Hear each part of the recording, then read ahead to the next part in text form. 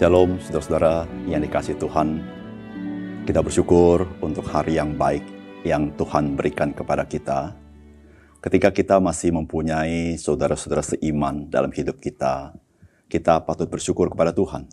Karena dengan demikian kita tahu bahwa kita tidak seorang diri, tapi kita punya saudara-saudara yang juga menemani kita dan bahkan mendoakan kita.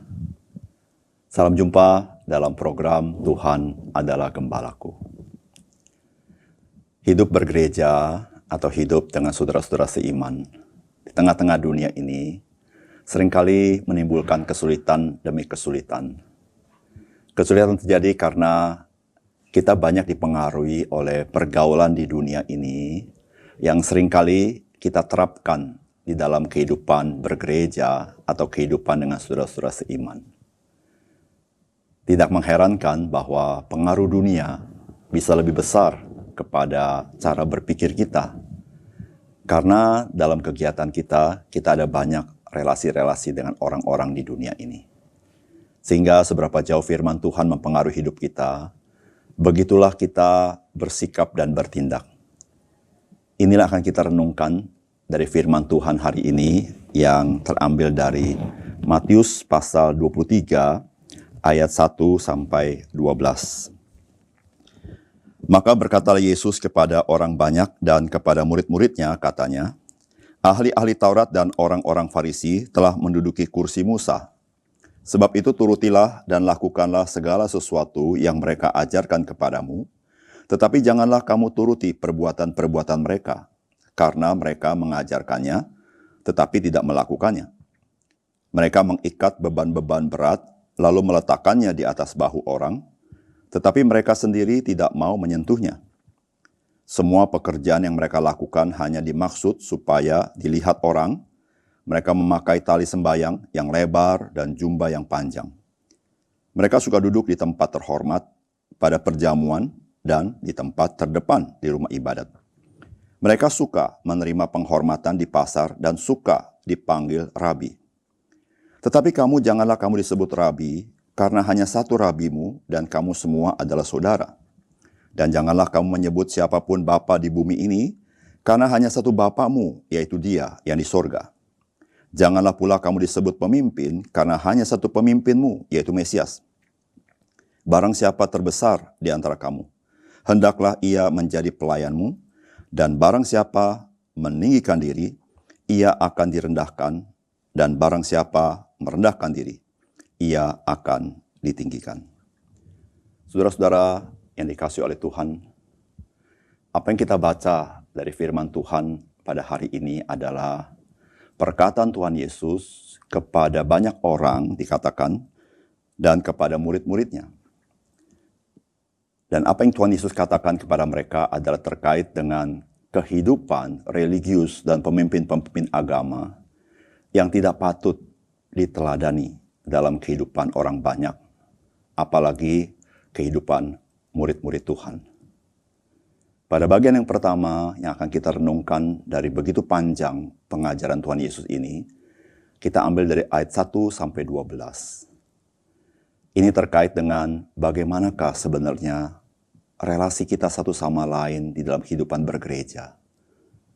Yang pertama, relasi kita dengan orang lain sangat ditentukan oleh motivasi kita. Saudara-saudara, kadang-kadang kita terheran-heran dengan para pemimpin agama daripada orang-orang Yahudi. Bukankah mereka adalah orang-orang religius, orang-orang yang beriman, orang-orang yang percaya kepada Tuhan? Tetapi mengapa perilaku mereka kepada orang lain tidak mencerminkan iman mereka? Atau ada kalanya kita juga heran dengan ada orang-orang Kristen. Mereka sama dengan kita sebagai orang percaya. Namun mengapa kelakuan dan sikapnya dalam relasi dengan orang lain, dan khususnya kepada gereja Tuhan, orang-orang percaya, tidak sesuai dengan apa yang kita pikirkan? Maka ketika kita memikirkan mengenai pemimpin agama ini, maka Alkitab mengajarkan kepada kita bahwa motivasi mereka itulah yang membuat mereka punya sikap yang berbeda kepada orang lain, yang tidak cocok disebut sebagai orang beriman. Mereka mempunyai sikap hati yang ingin mendapat kemuliaan bagi dirinya sendiri. Itu yang dikatakan mereka suka. Itu Alkitab katakan, suka duduk di tempat terhormat, suka menerima penghormatan, dan lain sebagainya. Mereka rindu untuk ditinggikan orang lain. Dan mereka juga adalah orang-orang yang senang mencari keuntungan bagi dirinya sendiri dan tidak peduli dengan orang lain. Saudara-saudara yang kasih dalam Tuhan, ketika kita hidup bergereja dengan mencari kemuliaan diri kita sendiri dan mencari keuntungan diri kita sendiri, maka seluruh relasi akan menjadi rusak. Dan kita tidak pernah bisa menjadi berkat di tengah-tengah orang-orang percaya. Mari kita periksa diri kita sendiri. Apakah ada motivasi-motivasi di mana saya suka untuk mendapat kemuliaan?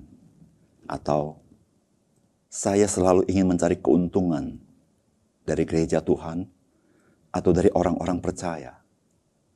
Motivasi seperti ini, saudara, akan merusak seluruh relasi-relasi kita dengan orang lain, khususnya dengan orang-orang percaya.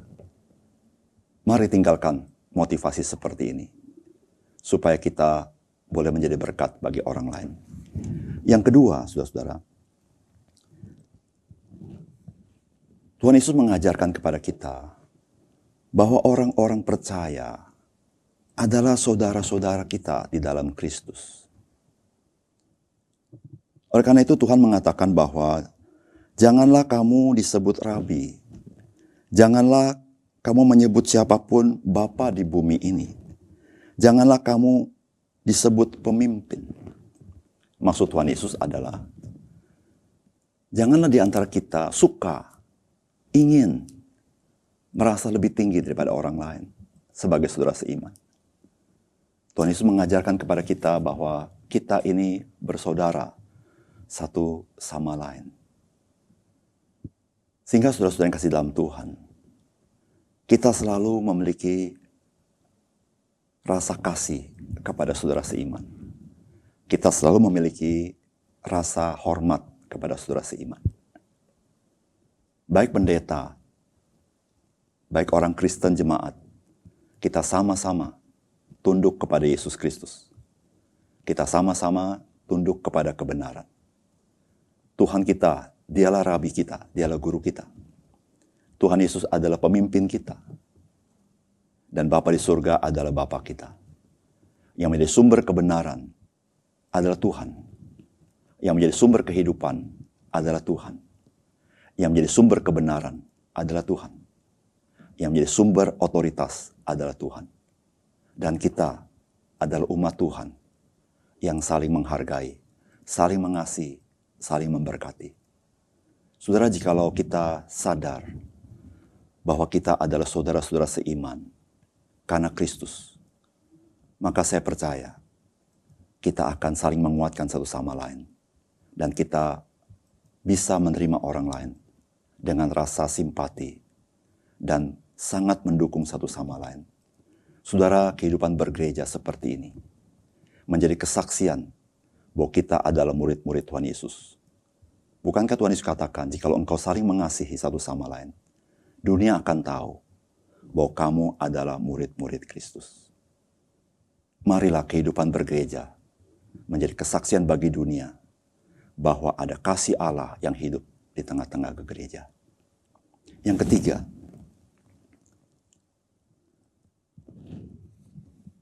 Tuhan Yesus mengajarkan kepada kita apa yang Tuhan Yesus mau kita sebagai orang-orang Kristen.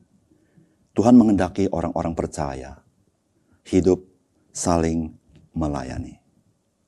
Saudara-saudara, inilah yang Tuhan ajarkan kepada kita. Di dalam ayat 12 dikatakan, dan barang siapa meninggikan diri, ia akan direndahkan. Dan barang siapa merendahkan diri, ia akan ditinggikan.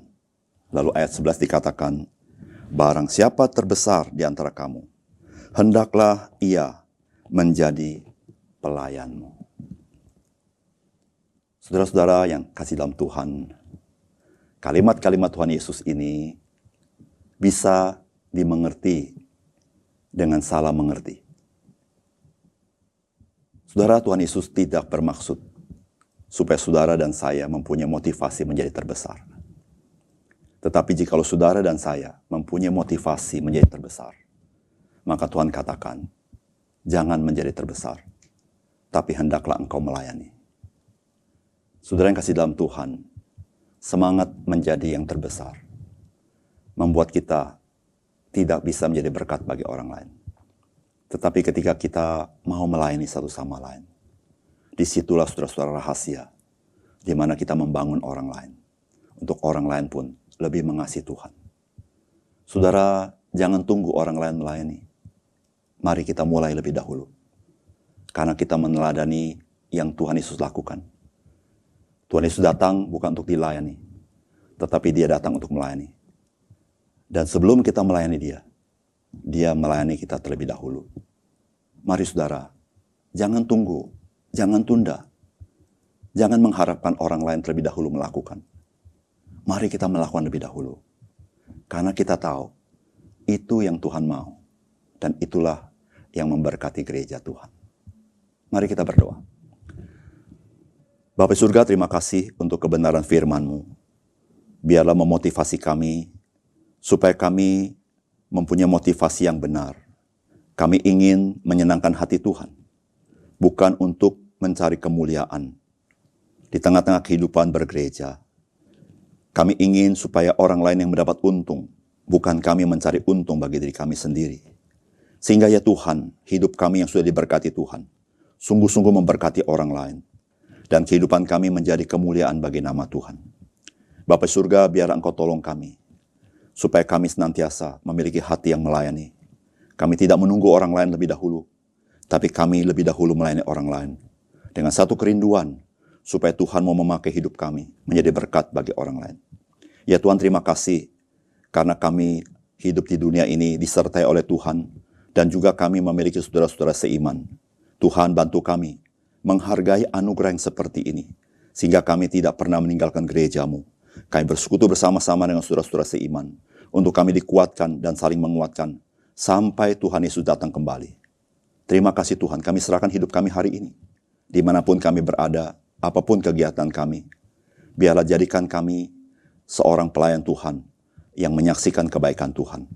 Terima kasih Tuhan, dalam nama Tuhan Yesus kami berdoa. Amin.